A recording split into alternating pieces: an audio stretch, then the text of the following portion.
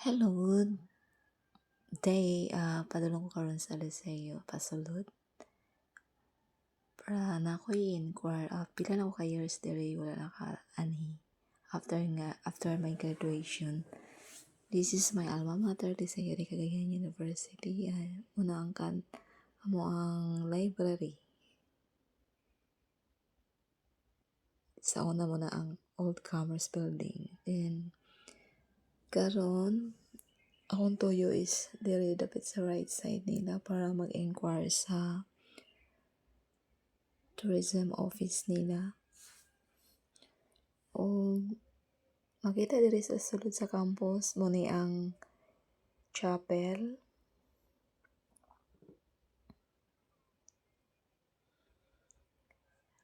Unahan ana suba. Overview ani suba.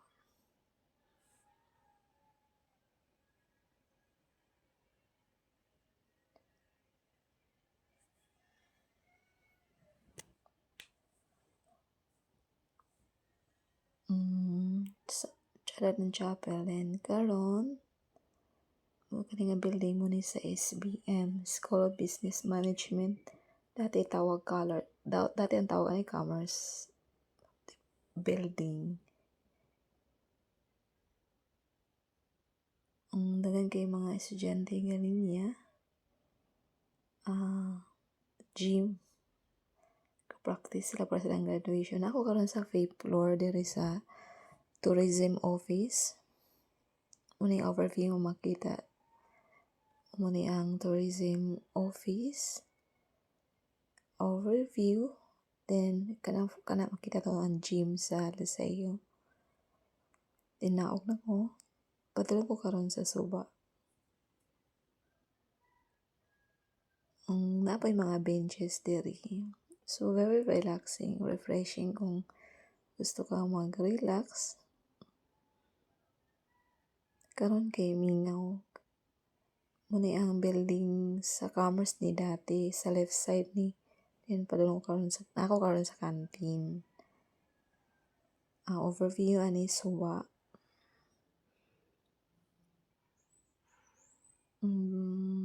Madamdaman na ako sa una to. Mag-group study diri ka gamay.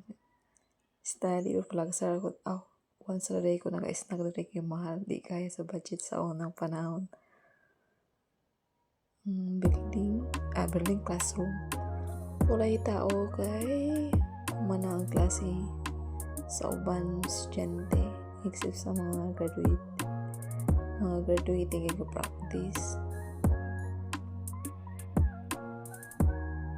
Indonesia ang building right side na makita diri ang department sa criminology, sa law, sa uban di pa ko sweet. Di na ako kabalo karon kung unsa pa mga office nga naa diri.